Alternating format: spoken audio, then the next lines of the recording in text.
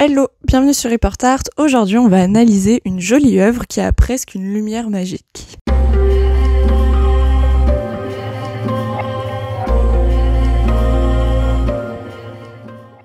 C'est une œuvre que j'aime beaucoup et qui a vraiment des espèces, une atmosphère un peu féerique. Et elle est réalisée par l'artiste américain John Singer Sargent.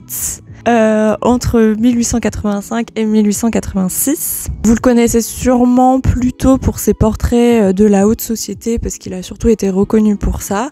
Mais aujourd'hui, on va aller analyser une œuvre qui change un petit peu. L'artiste vient d'une famille américaine avec un père médecin et chirurgien et une mère venant d'une famille de marchands aisés. Cependant, à la perte de leur première fille, ils vont décider de partir pour l'Europe. C'est à Florence que naît Sargent et bientôt la suite de sa fratrie.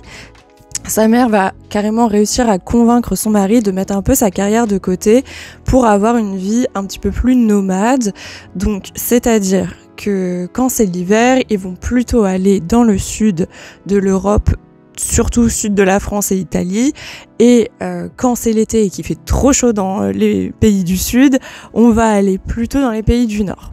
Et cette volonté de la mère d'élever ses enfants en Europe et justement de leur faire découvrir plusieurs pays et plusieurs villes, c'est parce que elle est persuadée que ses enfants découvriront l'histoire et la culture dans l'ancien monde, qui est l'Europe, et non dans le nouveau monde, qui sont les États-Unis. En grandissant, Sargent va commencer à suivre des cours à l'Académie des Beaux-Arts de Florence et ses parents vont totalement le soutenir dans ce projet de devenir artiste. Notamment sa mère, c'est une aquarelliste amateur, donc forcément elle n'y voit pas nécessairement d'inconvénient à ce que son fils embrasse cette carrière. Après Florence, Sargent va déménager à Paris, capitale des arts à l'époque, et notamment pour suivre des cours dans l'atelier de Carolus Duran, qui est très reconnu à l'époque. En même temps, il va suivre quelques cours à l'école des Beaux-Arts et puis ensuite, le soir, il va continuer à aller dans un autre atelier qui est celui de Léon Bonnat. En gros, Sargent, dans sa jeunesse étudiante, c'est boulot et c'est tout. Vraiment, c'est un gros acharné du travail et ça va payer puisqu'il va connaître son premier succès au salon avec son œuvre El Jaleo de 1882. Et avec l'œuvre qu'on étudie aujourd'hui, avant ça, Sargent est encore à Paris. On est en 1884 et un énorme scandale va éclater au salon parce que Sargent a présenté Madame X, que je vous mets là. Et cette œuvre, elle va vraiment choquer le public et les critiques et je vous laisse essayer de deviner ce qui est problématique dans l'œuvre. Eh bien, la modèle a les épaules découvertes et une peau cadavérique et avant les modifications de l'artiste, l'une des bretelles de la robe était tombante. Donc, pour l'époque, c'est beaucoup trop scandaleux. Bien qu'au salon, on adore par exemple les Vénus totalement nues, avoir une femme contemporaine aussi dévêtue, c'est vraiment choquant aux yeux de ses contemporains. Sargent, il a réalisé cette œuvre en espérant se faire un peu plus connaître, et notamment pour attirer des investisseurs, etc. Mais ça va... En soi, oui, il s'est fait connaître, mais pas de la bonne manière. Et du coup, à ce moment-là, il va revoir un petit peu ses options. Il sait que s'il reste à Paris, ça va être un petit peu compliqué pour sa carrière. Et il sait qu'en Angleterre, il y a des commandes qui l'attendent. Et puis, ça tombe bien parce que son nouveau cercle d'amis vit dans une colonie d'artistes dans la campagne anglaise. Donc, il se dit... Peut-être que je vais déménager en Angleterre le temps que cette affaire se tasse un petit peu et puis le temps de redorer un peu mon blason. En soi, l'œuvre va entacher sa réputation, mais c'est pas avec une seule œuvre que ça a totalement détruit sa réputation.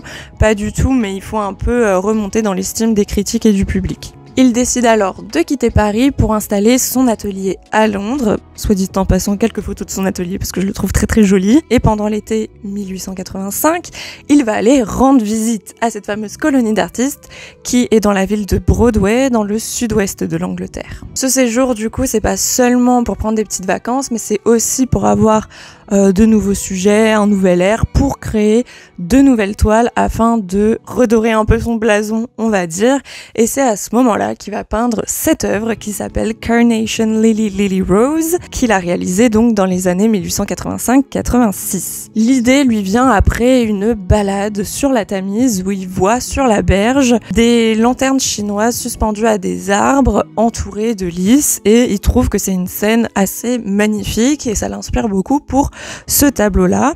Mais on se rend compte aussi qu'il y a une toile en 1884 qu'il réalise qui présage déjà du motif qu'on a dans cette œuvre, même si là les enfants ils ont quand même une individualité, alors que dans Carnation Lily Lily Rose, un titre relativement long, les enfants là sont plutôt des métaphores et on dirait presque des petits anges et pas forcément juste des enfants individuels. Pour commencer cette toile, il va chez son ami Franck Millet.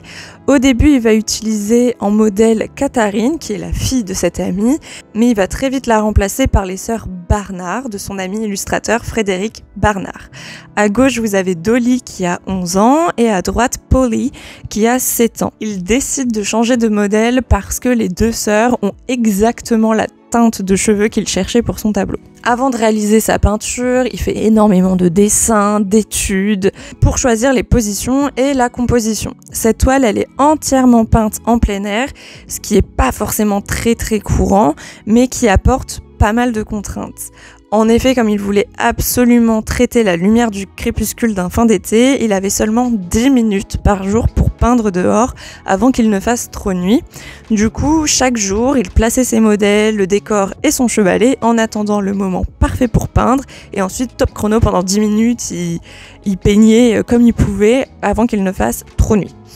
Comme au fur et à mesure des séances, l'automne commençait à arriver, les fleurs fanaient et là il a dû en remplacer certaines et mettre des fleurs en pot. C'est l'une de ces rares toiles qu'il a réalisées en extérieur qui est entièrement finie. Il a d'ailleurs enlevé l'équivalent de 60 cm sur le côté gauche pour en fait recentrer la composition sur les deux jeunes filles et que ce devienne le sujet principal de l'œuvre. Et on remarque que ces efforts ont payé parce qu'on se retrouve avec une ambiance féerique et ce magnifique jeu de lumière qui se projette sur le visage des filles et à travers les fleurs. L'œuvre, elle permet de représenter une métaphore de l'enfance et de l'innocence. Sargent, il a aussi une autre référence pour cette œuvre. C'est une chanson écrite au XVIIIe siècle par le compositeur italien Joseph Mazzinghi. Et la chanson s'appelle Couronne de fleurs, je vous épargne mon accent. Voilà. Et le refrain dit « Avez-vous vu ma Flore passer par là ? Autour de sa tête, elle portait œillet, lys, lys, rose. » Et c'est donc de là que vient le titre de l'œuvre. On remarque aussi une petite influence plastique de l'impressionnisme. Il est d'ailleurs ami avec Monet, et puis même comme il est resté suffisamment longtemps en France, il sait ce qui s'y passe, il a visité des expos impressionnistes, et ce qui est assez marrant, c'est qu'il décide de tester un peu l'impressionniste en Angleterre, mais pas en France. Non, il se dit allez, testons l'impressionnisme dans un pays qui n'aime pas trop ça et qui est choqué par ces touches de peinture éclatées. Quelle merveilleuse idée! Mais quand même, il a fait attention. Dans cette peinture, l'influence impressionniste est quand même légère pour pas choquer les yeux du public anglais. Cette œuvre sera alors présentée à la Royal Academy de Londres, l'équivalent des Beaux-Arts pour Paris, en 1887. L'œuvre, elle est à la fois décriée et appréciée. En tout cas, elle va créer le débat. À la fois, on a des Anglais qui aiment cette référence à la chanson et trouvent la toile très jolie, et d'autres qui la trouvent simplement laide. Par exemple, dans le Pall Mall Gazette, parmi plusieurs œuvres, les lecteurs ont voté cette toile dans la catégorie « Images avec lesquelles vous aimeriez le moins vivre ». Ça fait vraiment toujours plaisir, ce genre de catégorie. Dans les critiques plus positives, on retrouve un journaliste du Magazine of Art qui le décrit comme un essai de décoration extrêmement original et audacieux. D'autres contemporains trouvent que c'est une toile très moderne dans le meilleur sens du terme. Et pour finir, son amie d'enfance plus connue sous son pseudo d'écrivaine Vernon Lee, qui s'appelle en réalité Violette Paget, elle décrit le tableau comme le tableau figure le plus poétique des temps modernes, qui était en réalité un retable. Ses enfants Bernard en tablier devenant plus que des anges botticelliens, éclairant le sanctuaire d'une Madone invisible, une Madone immanente aux roses et aux lys, et l'après-midi d'été qui s'estompe. avec cette œuvre, Sargent, il va quand même réussir un peu à redorer son blason et à faire un peu repartir sa carrière, mais plus tard, il va beaucoup plus s'illustrer dans le portrait de la haute société, et c'est aussi un genre qui est beaucoup plus rentable pour lui. Voilà pour l'œuvre d'aujourd'hui, j'espère qu'elle vous a plu. Nous, on se retrouvera dimanche pour une nouvelle vidéo. Salut!